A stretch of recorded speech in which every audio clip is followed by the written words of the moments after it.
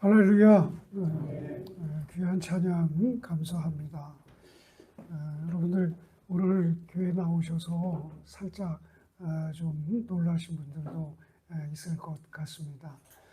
우리 김강록 장로님, 또 우리 세 분, 안인순 장로님, 또 우리 강금순 장로님, 전희퍼 장로님이 이렇게 교회를 사랑하는 마음으로 이렇게 헌신하셔서 우리 교회가 더 멋진 모습의 예배당을 갖게 되었습니다. 또 이렇게 위에서 기도해 주시고 또 이렇게 헌신해 주신 우리 모든 우리 성도들에게 진심으로 감사의 말씀을 드립니다. 우리 다시 한번 우리 영광의 박수 한번 올려드릴까요? 아직 완전하게 되지는 않았습니다. 한 지금 90% 정도요. 다음 주에 오시면 더 깨끗하게 달라진 성전에서 우리가 예배를 드릴 것 같습니다. 근데 여러분, 우리가 물질이나 또 어떤 돌이나 벽돌이나 이런 자재로 아름다운 성전을 지을 수 있는 것은 아니죠. 이제 우리의 기도로, 사랑으로, 또 믿음으로, 우리의 말씀으로 하나님의 성전을 아름답게 지어가야 될 줄 믿습니다. 이제 우리 모두가 이 성전에서 정말 모양만이 아니라 내면적으로도 성숙하고 아름다운 교회를 세워나가시기를 주님의 이름으로 축원합니다. 우리가 성경을 읽다 보면 우리가 이해하기 어려운 말씀들을 만날 때가 있습니다. 예를 들어 보면 예수님이 귀 있는 사람은 들을지어다 그랬는데 귀가 없는 사람도 있는가? 다 귀가 있는데 왜 귀만 있는 사람만 들으라고 말씀하셨지? 또 천국은 침노를 당한다. 아니 하나님의 나라가 천국인데 천국도 공격을 당하고 또 누가 와서 침략을 하는가? 그런 생각이 들고 또 베드로전서 3장 19절에 보면 그리스도께서 옥에 있는 영들에게 전파하였다. 이런 말씀도 있습니다. 아니 예수님이 이미 지옥에 떨어진 자에게 복음을 전했다는 말인가? 우리가 좀 이해하기 어려운 말씀들이 있습니다. 근데 여러분 이런 말씀들을 곰곰이 묵상하고 생각하면 이 말씀들이 우리에게 더 큰 은혜로 다가오는 것을 경험하게 됩니다. 그런 말씀 가운데 한 말씀이 오늘 우리가 읽은 말씀입니다. 너는 오직 나를 위하여 숙소를 마련하라 라는 말씀입니다. 여러분 이 말씀을 읽으면 어떤 느낌이 드셨습니까? 이 말씀에 아니 무슨 영적인 의미, 메시지가 담겨 있을까 궁금하기도 합니다. 그런데 이 빌레몬서는 이 바울이 쓴 편지 가운데 가장 짧은 편지입니다. 한 장으로 되어 있고 25절로 되어 있습니다. 그런데 이 짧은 편지가 기독교의 정수를 보여주는 가장 아름다운 서신이라고 학자들은 말합니다. 그리고 이 서신은 거대한 로마 제국을 변화시킨 위대한 말씀이라고 이야기를 합니다. 이 편지는 바울이 에바브라, 마가, 아리스도하고 데마, 누가와 함께 문안 인사를 하는 것으로 끝맺음이 됩니다. 25절에 보면 우리 주 예수 그리스도의 은혜가 너희 심령과 함께 있을지어다 라고 마무리를 합니다. 그 마지막 인사말 앞에 오늘 말씀이 등장을 하는 것입니다. 너는 나를 위하여 숙소를 마련하라. 조금 엉뚱하고 조금 낯선 말씀입니다. 어떻게 보면 사도 바울이 숙박을 미리 예약하는 말씀과도 같습니다. 여러분 이 말씀을 우리가 어떻게 이해하면 좋겠습니까?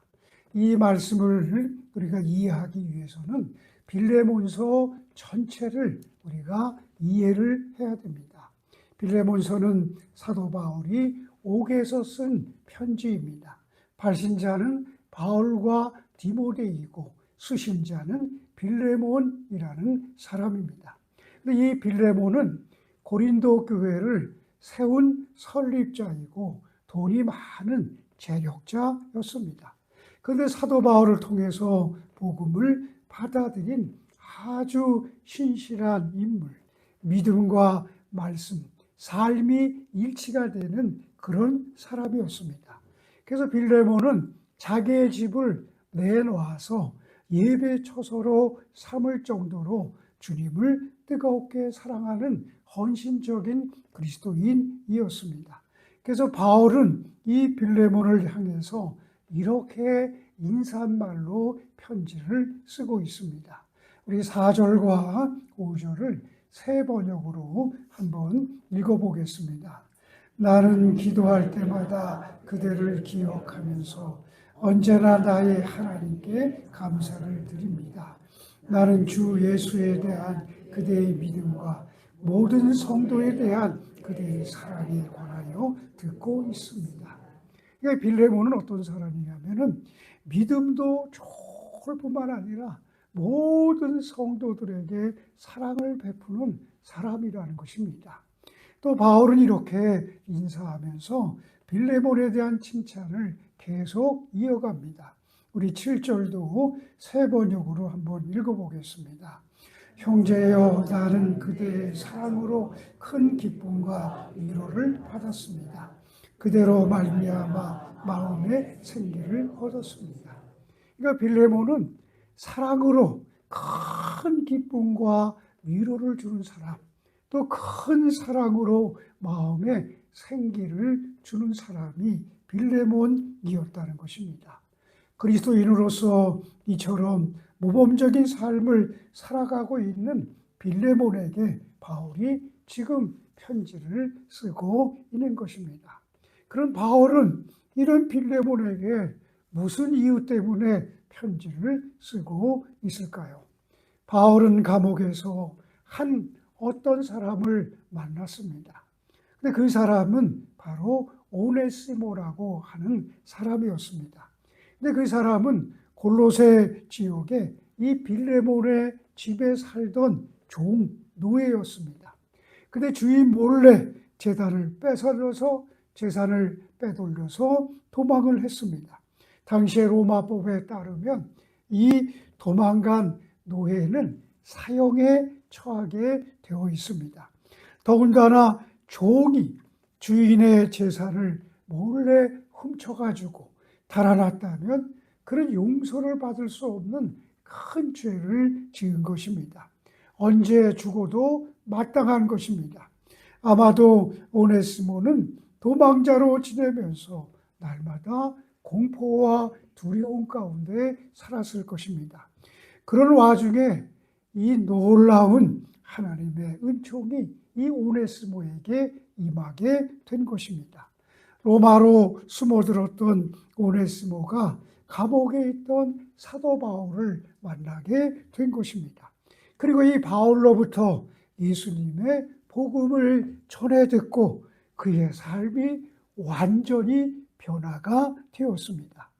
노예이자 도망자였던 그의 삶은 예수 그리스도의 복음을 듣고 그의 삶은 송두리째 완전히 변화가 되었습니다. 그야말로 거듭난 것입니다. 그가 어떤 모습으로 변화가 되었는지 잘 알 수는 없습니다.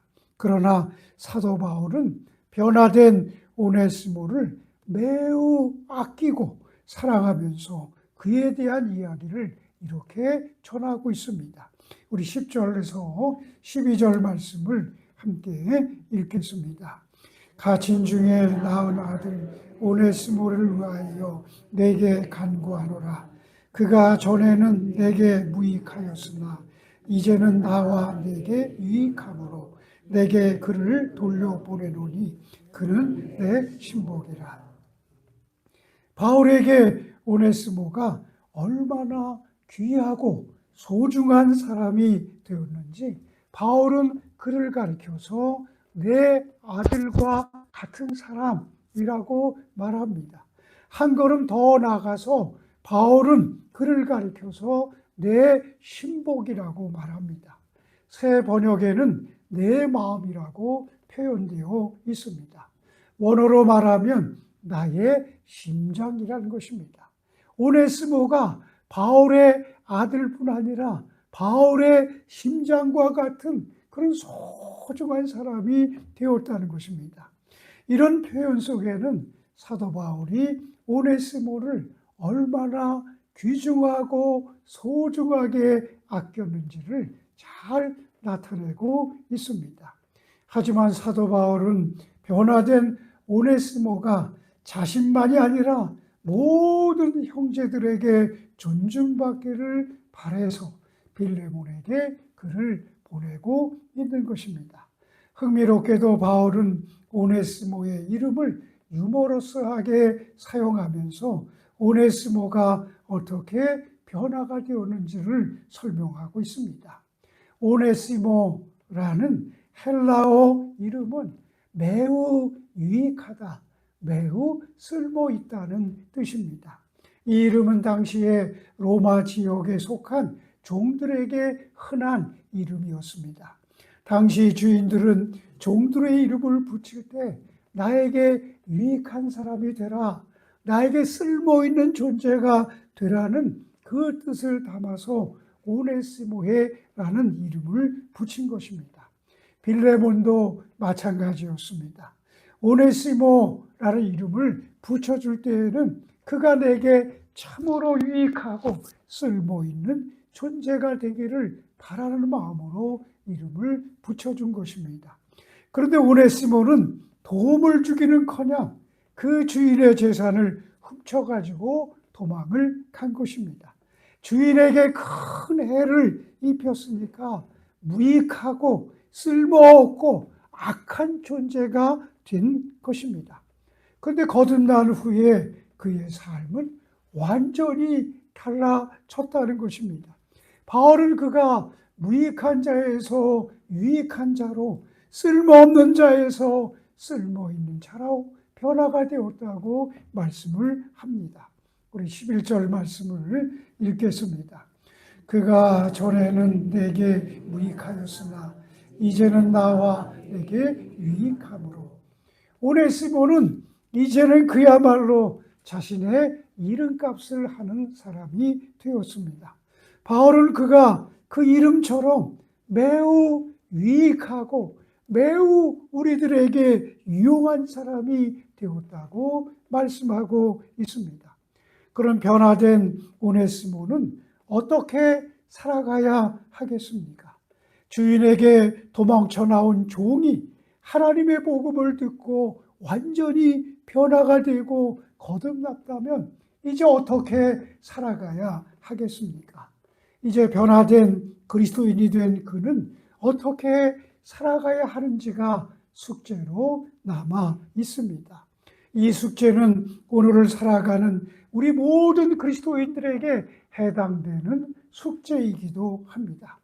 과거에 잘못된 삶을 살았던 사람이 하나님을 만나서 그리스도인이 되었다면 제일 먼저 해야 될 일이 무엇이겠습니까? 그것을 대답해 주고 있는 것입니다. 이것은 또한 빌레몬서의 주제이기도 합니다. 바울은 도망쳐 나온 오네시모가 다시 변화가 된 후에 제일 먼저 해야 될 일은 그에게 피해를 준 주인에게로 돌아가서 용서를 구하는 것이다 라고 생각을 했습니다. 이것은 복음으로 구원받은 사람의 마땅히 해야 될 일입니다. 그래서 바울은 오네시모를 빌레몬에게 돌려보내고자 했던 것입니다. 그런데 그를 빌레몬에게 돌려보냈을 때 그 결과는 알 수가 없었습니다. 왜냐하면 빌레몬이 주인으로서 그를 엄하게 처벌할 수도 있고 심지어 그를 사형에 시킬 수도 있는 위험한 상황을 만날 수도 있기 때문이었습니다. 그래서 사도 바울은 오네시모의 안전을 생각하면서 오네시모를 위해서 빌레몬에게 사랑의 편지를 쓰게 된 것입니다. 바울은 빌레몬에게 도망쳤다가 다시 그리스도인이 되어서 완전히 변화가 되어서 돌아가는 오네시모를 빌레몬에게 부탁하고 있습니다. 그를 기쁘게 맞아달라고 청원하고 있습니다. 그런데 이것은 당연한 것처럼 보이지만 그의 청원은 당시의 상황을 비춰본다면 매우 힘들고 어려운 청원이었습니다. 근데 놀랍게도 사도 바울은 이 요청에 끝나지 않고 더 파격적인 것을 부탁하고 있습니다. 도망친 종을 얼마든지 죽일 수 있는 권한을 갖고 있는 빌레몬에게 바울은 이렇게 부탁하고 있습니다. 우리 16절, 18절을 읽어보겠습니다. 이후로는 종과 같이 대하지 아니하고 종 이상으로 곧 사랑받는 형제로 둘 자라. 그러므로 내가 나를 동역자로 알진대 그를 영접하기를 내게 하듯 하고 그가 만일 내게 불의를 하였거나 내게 빚진 것이 있으면 그것을 내 앞으로. 참 놀라운 말씀 아닙니까? 종으로 대하지 말고 이제 너의 형제로 대하라는 것입니다. 더 나아가서 그를 나와 똑같은 사람으로 대해달라는 것입니다. 더 나아가서 그가 너에게 빚진 것이 있으면 나에게 계산하라는 것입니다. 내가 그 빚을 다 청산하겠다는 것입니다. 그리고 바울은 빌레몬이 기꺼이 이 어려운 부탁을 들어줄 것을 확신하고 있었습니다. 그래서 마지막으로 이렇게 편지를 합니다. 20절과 21절을 읽겠습니다. 오 형제여, 나로 주 안에서 너로 말미암아 기쁨을 얻게 하고 내 마음이 그리스도 안에서 평안하게 하라. 나는 내가 순종할 것을 확신함으로 내게 썼노니 내가 말하는 것보다 더 행할 줄을 아노라. 나는 내가 순종할 것을 확신한다. 순종할 뿐만 아니라 더 할 것을 나는 분명히 믿는다고 바울은 고백한 것입니다. 바울은 빌레몬이 자신의 어려운 부탁을 기꺼이 들어줄 것을 확신했습니다. 그리고 그보다도 더 큰 문제를 잘 해결해 줄 수 있을 것을 확신하고 믿음을 갖고 있습니다.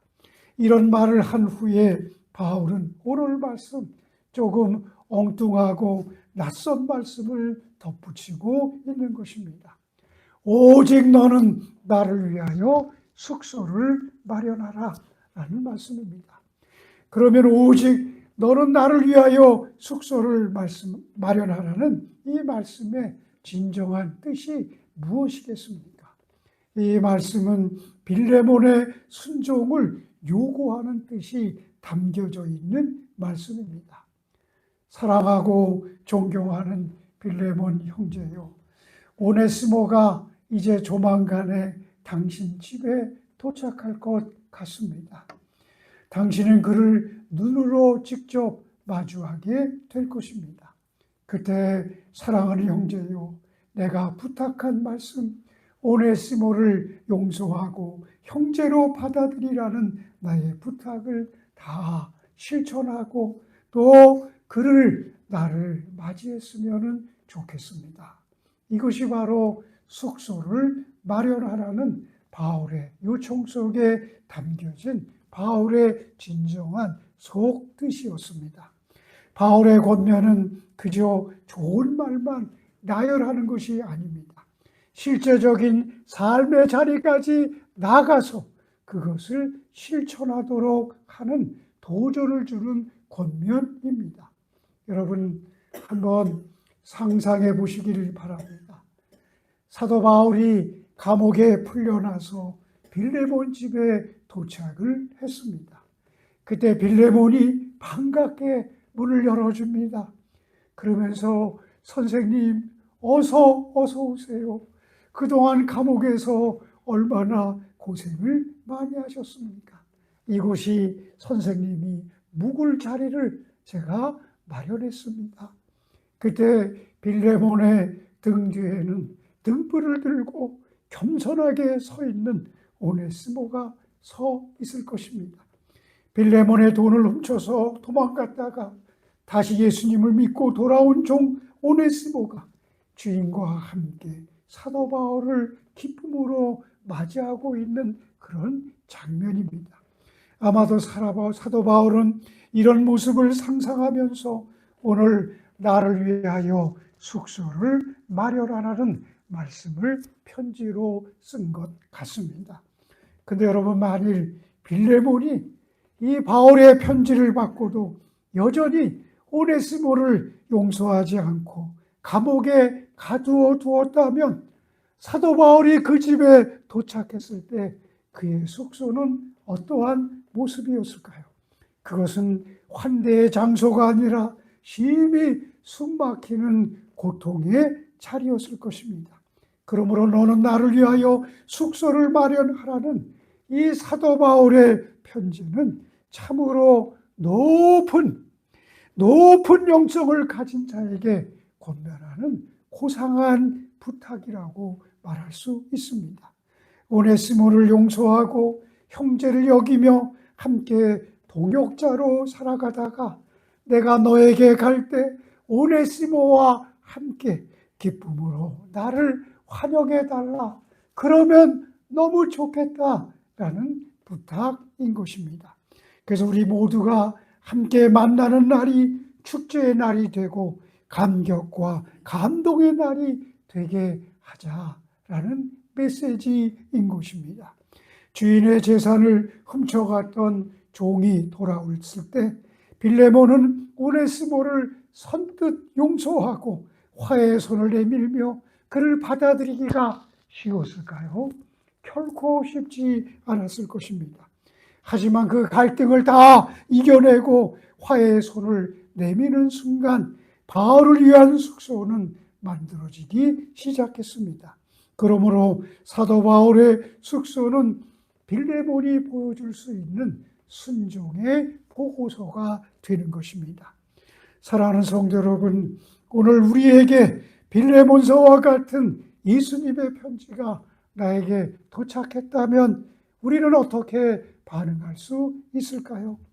나를 망치고 떠난 사람, 나를 속이고 도망간 사람, 나에게 씻을 수 없는 인생의 상처를 주고 떠난 사람이 어느 날 나를 찾아왔다면, 그런데 그 사람의 손에 한 서신이 들려있다면, 예수님이 보낸 서신이 그의 편지에 들려있다면 어떻게 하겠습니까? 그를 용서하면 좋겠다. 그는 나에게 심장과 같이 소중한 사람이니 그를 받아주되 나를 대하는 것처럼 깍듯하게 대해줬으면 좋겠다. 그리고 그가 빚진 것이 있다면 다 나에게 계산해라. 내가 다 갚아주겠다. 그리고 말미에 나는 그런 너와 함께 너의 집에서 살고 싶다. 오직 너는 나를 위해서 숙소를 마련하라. 그 말입니다. 그 편지를 읽으면 우리 마음이 어떨까요? 그 편지를 받고 싶은 마음이 있을까요? 쉬울까요? 아마 쉽지 않을 것입니다. 그러므로 이 말씀은 우리의 삶의 자리를 마구 흔들어 놓는 충격적인 말씀인 것입니다. 내 말에 순종해서 나를 만나는 날이 정말 기쁘고 즐거운 축제의 날이 되게 하라. 그 메시지가 내 숙소를 마련하라 라는 말씀에 담겨져 있는 것입니다. 그러면 여기서 한 가지 궁금하지 않겠습니까? 그럼 과연 이 빌레몬이 사도 바울이 편지한 대로 오네시모를 용서하고 받아들였을까요? 그 결과는 성경이 말해주고 있지 않습니다. 아마도 빌레몬은 바울의 권면대로 오네시모를 기꺼이 받아줬을 것입니다. 그리고 한 걸음 더 나가서 그를 나의 형제로, 그의 노예 신분을 다 청산하고 자유롭게 형제로 살아가게 했을 것입니다. AD 7년에 이그나티우스라는 초대교회 교부가 있었습니다.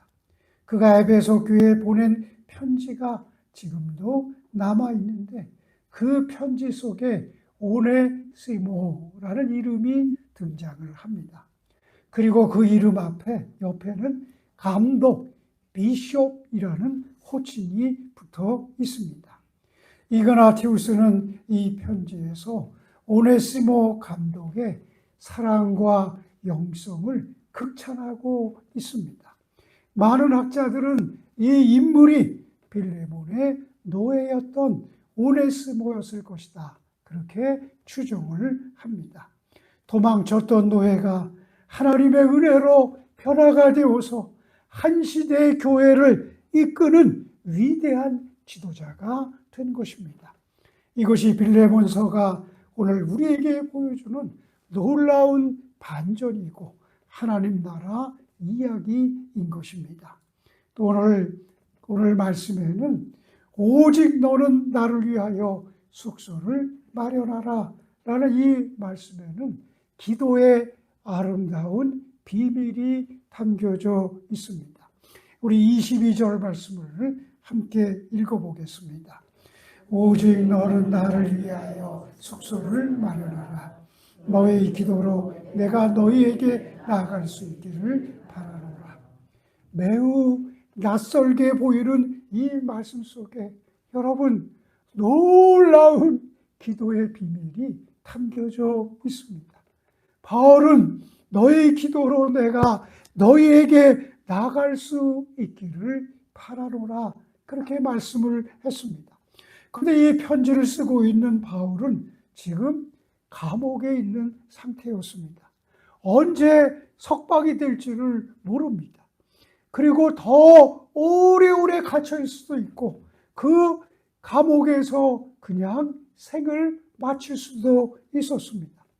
그럼에도 불구하고 바울은 자신이 석방이 되어서 꼭 너의 집에 갈 수 있게 해달라고 기도해달라고 부탁을 하고 있는 것입니다. 그리고 이 부탁 앞에 하나의 문장을 덧붙이고 있습니다. 오직 너는 나를 위하여 숙소를 마련하라는 말씀입니다. 바울은 지금 기도의 능력을 확신하고 있는 것입니다. 그는 빌레몬에게 기도를 부탁하면서 자기가 이미 석방될 것을 예견하고 있는 것입니다. 그러니 숙소를 마련하라고 말씀하고 있는 것입니다. 바울은 아직 석방이 되지 않았습니다. 석방이 될 수도 있고 안 될 수도 있고 영원히 끝날 수도 있습니다.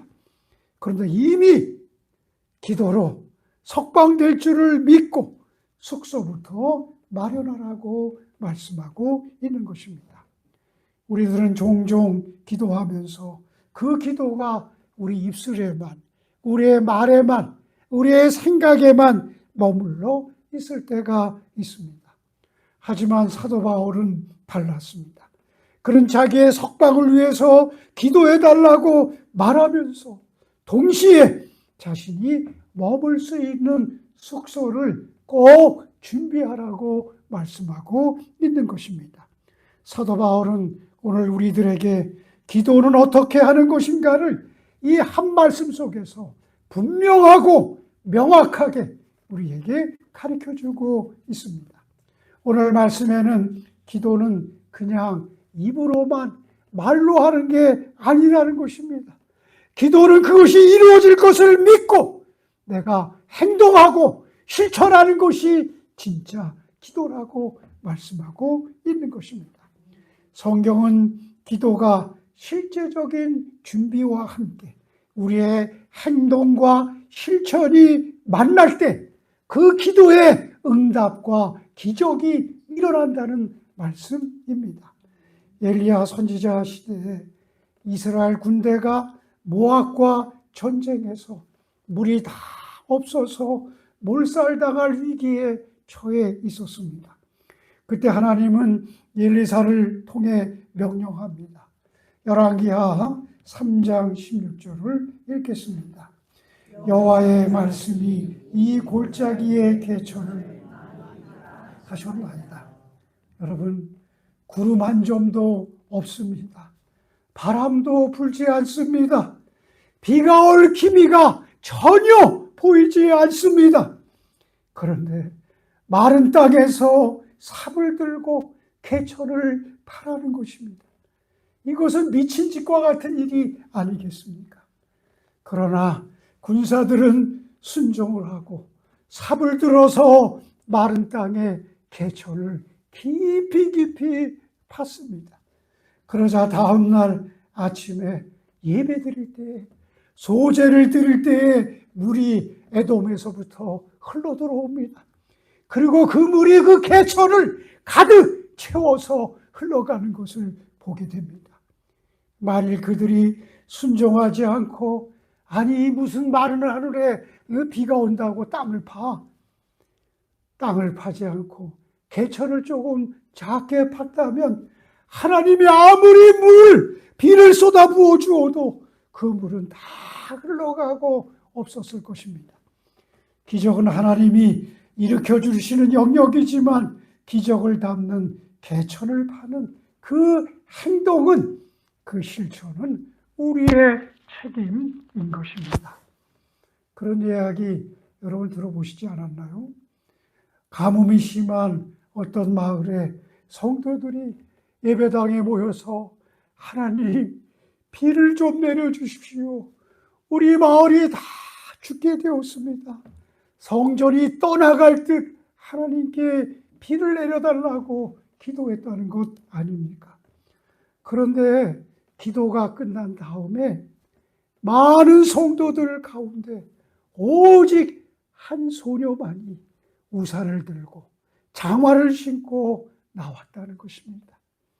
나머지는 그렇게 뜨겁게 기도했지만 그 기도가 이루어질 것을 믿지 않았습니다. 말에만 갇힌 기도, 입에만 갇힌 기도, 생각 속에만 머무는 기도는 얼마나 허망한가를 보여주는 것입니다. 여러분, 누가 진짜로 기도하는 사람입니까? 기도가 끝난 다음에 그 기도한 대로 비가 올 것을 예견하고 우산을 들고 장화를 신고 나오는 사람이 진짜 기도하는 사람 아닙니까?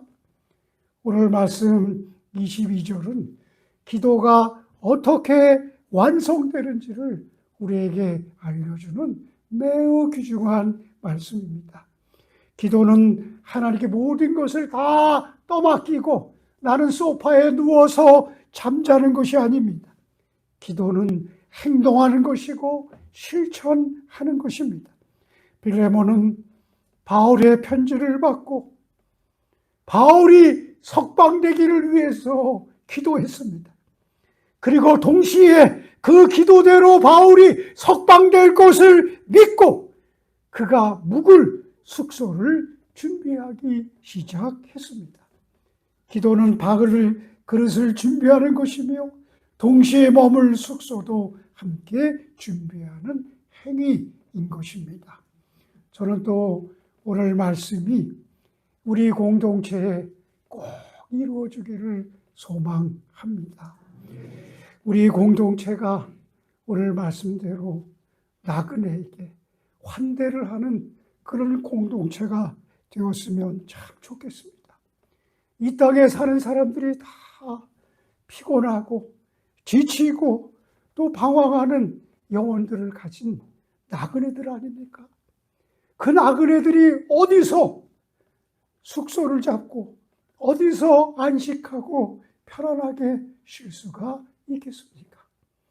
우리 제자 공동체가 이 땅에 목마르고 메마르고 방황한 영혼들이 쉴 수 있는 그런 숙소가 되는 공동체가 되기를 소망합니다.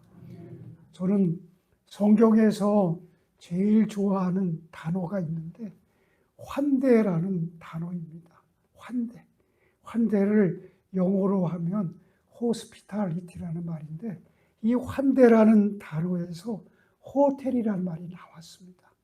그리고 이 환대라는 단어에서 병원, 호스피탈이라는 말이 나왔습니다. 여러분, 환대하는 것은 환대로 끝나지 않습니다. 그의 마음에 안식을 주고 그의 질병을 치료하는 병원과 같은 역할을 하는 것입니다. 여러분, 숙소가 뭐죠? 나그네들에게 잠을 제공하고 안식처를 제공하고 그들이 업무를 계속하고 여행을 지속할 수 있도록 허락하는 것이 숙소입니다. 그리고 그의 삶을 다시 살아가도록 리셋하는 것이 숙소입니다. 그래서 좋은 숙소는 좋은 여행을 제공할 수 있고 좋은 숙소가 되는 것이 얼마나 중요한지 모릅니다.